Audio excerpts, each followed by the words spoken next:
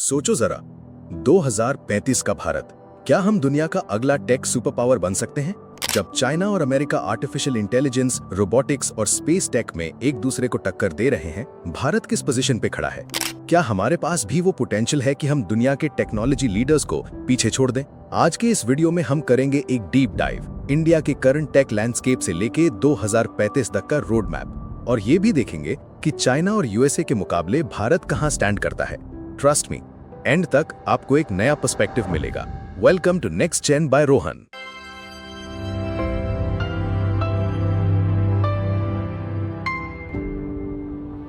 आज का भारत टेक के मामले में बहुत तेजी से ग्रो कर रहा है। यूपीआई जैसे डिजिटल पेमेंट सिस्टम्स ने दुनिया को दिखाया है कि टेक्नोलॉजी ग्रासरूट्स लेवल तक कैसे पहुंच सकती है।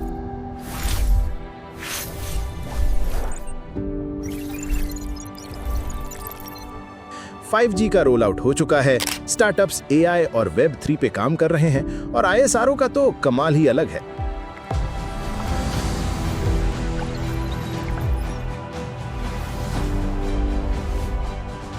लेकिन सच ये है कि अभी भी R&D, मैन्युफैक्चरिंग और डीप टेक इनोवेशन में हम चाइना और यूएसए से काफी पीछे हैं। अभी तक हम मेनली टेक यूजर्स रहे हैं। टूल्स, प्लेटफॉर्म्स और सिस्टम्स जो डेवलप्ड कंट्रीज ने बनाए, उनका अडॉप्शन फास्ट किया। लेकिन अगर सुपर पावर बनना है तो सिर्फ यूसेज नहीं, क्रिएशन और ओनरशिप भी चाहिए। चाइना ने पिछले 15 साल में टेक को एक नेशनल वेपन बना दिया है।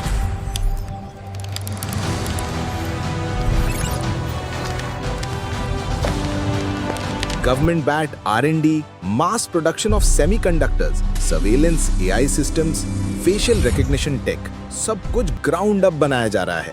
वो सिर्फ इनोवेट नहीं कर रहे, बल्कि दुनिया को एक्सपोर्ट भी कर रहे हैं। आज के टाइम में चाइना के पास 10,000 प्लस AI पेटेंट्स हैं, जबकि इंडिया उस नंबर का सिर्फ 10% ही प्रोड्यूस करता है। इनका मेड इन चाइना 2025 प्लान पूरे इकोसिस्टम को कंट्रोल करने के लिए डिजाइन किया गया है, from chip to satellite. Bharat को अगर कंपीट करना है तो उसी लेवल की स्ट्रैटेजी और एग्जीक्यूशन चाहिए।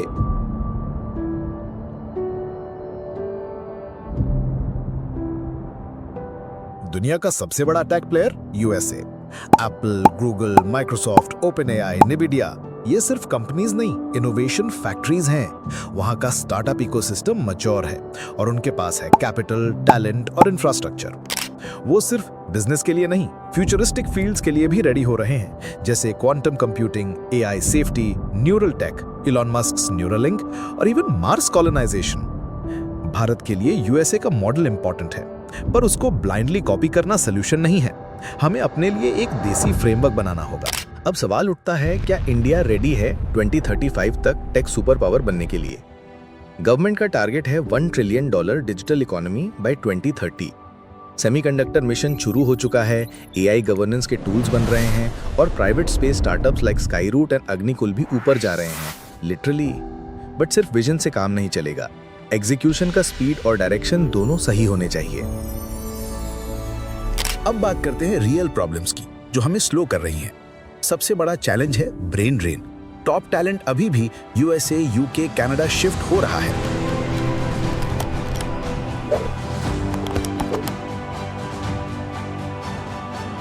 दूसरा इशू है लो R&D इन्वेस्टमेंट।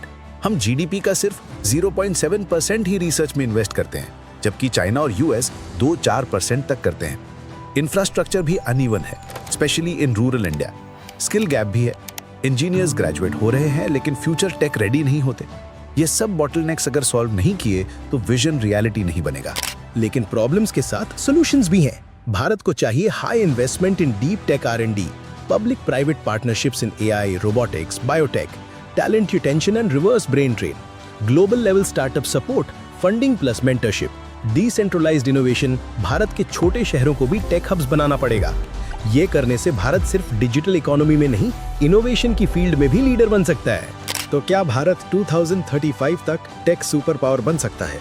मेरा जवाब है यस, पर सिर्फ तब जब हम मिलकर गवर्नमेंट, स्टार्टअप, स्टूडेंट्स और पब्लिक एक फ्यूचरिस्टिक माइंडसेट अडॉप्ट करें। ये रेस सिर्फ टेक्नोलॉजी की नहीं, माइंडसेट की है। अभी वक्त है विजन से एक्शन में शिफ्ट होने का। आपको क्या लगता है, भारत किस टेक फील्ड में दुनिया को लीड करेगा? AI, space, digital payments? Comment करके जरूर बताना। अगर आपको ये वीडियो इंसाइटफुल लगा हो तो लाइक करो, शेयर करो और नेक्स्ट जेन बाय रोहन को सब्सक्राइब करो। यहाँ हम हर वीक फ्यूचर डिकोड करते हैं। मैं मिलता हूँ आपको अगले वीडियो में। जय हिंद।